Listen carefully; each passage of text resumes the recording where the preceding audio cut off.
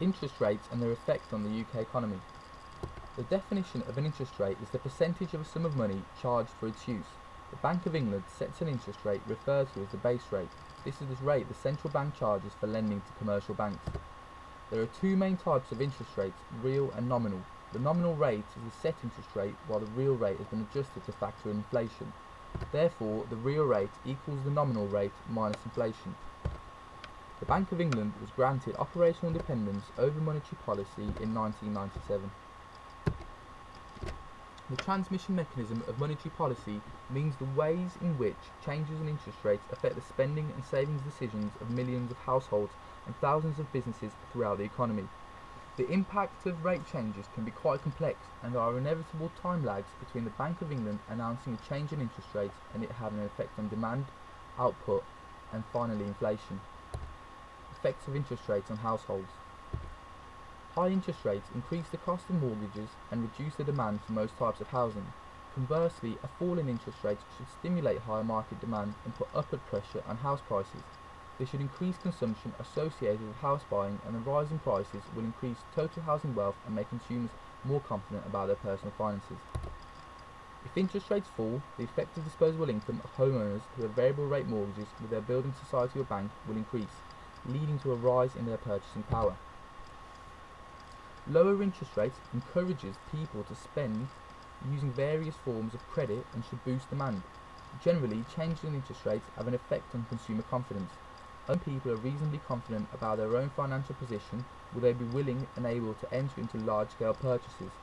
Higher interest rates have a negative effect on consumer confidence. Lower rates have the reverse effect, although again there are time lags to consider. Effect of interest rates changes on business.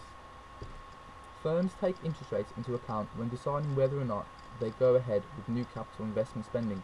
A fall in interest rates should help to increase business confidence and raise the level of planned fixed investment.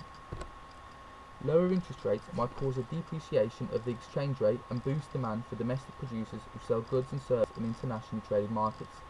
A rise in the growth of exports is an injected demand into the economy and increases the factor incomes of those in work. This should lead to an increase in equilibrium level of national income and a more effect. Interest rates during the recession. When the recession began, the Bank of England began cutting interest rates at a very fast pace. The aim of the cut is to increase consumer and business borrowing, which in turn should translate into spending and investment, allowing the economy to grow. Why have the rate cuts failed to boost spending? In late 2007, the Bank of England Monetary Policy Committee began cutting rates, but due to the poor state in which the money markets were, their own rates rose, stocks fell, and the pound strengthened. Exactly the opposite effect occurred as to what is expected. This was due to the fear banks had in lending further when the economy was so fragile. Base rates and inflation. Base rate affects a whole range of interest rates, which in turn influences borrowing and lending. These changes in financial markets affect consumer and business demand and in turn output, which impacts the labour market, including employment levels and wages. This affects consumers and producer prices, creating a change in inflation. The general rule is decreased money supply by a rate rise lowers inflation, but possibly base rate rise creates higher priced loans for all, and therefore businesses increase their prices, adding to inflation.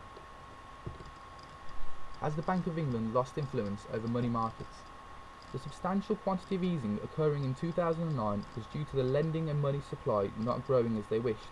The FSA seemed to be pulling in the opposite direction, instructing banks to raise capital, shrink balance sheets and control lending.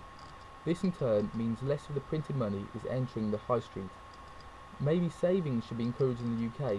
The economy lived for too long on high levels of debt and is partly the reason for the recession. Banks must offer considerably more than 0.5% to attract deposits, especially when inflation is at 4%. They certainly charge much more for loans if you are able to get a loan. The interest rate should be set in closer relation to what is occurring in the market. This low interest rate, not being fed through to the consumers, apart from those with a tracker mortgage, seems to indicate that the Bank of England has become a government branch, allowing the government the ability to borrow at a very low rate while having printed money to buy government bonds. The large quantity of easing package which has reached the banks but not their consumers has now translated into further government debt, which we, the consumer of financial products, must now pay through higher taxes and job losses. The policies seem highly contradictory. low interest rates but higher taxes. Thank you for listening.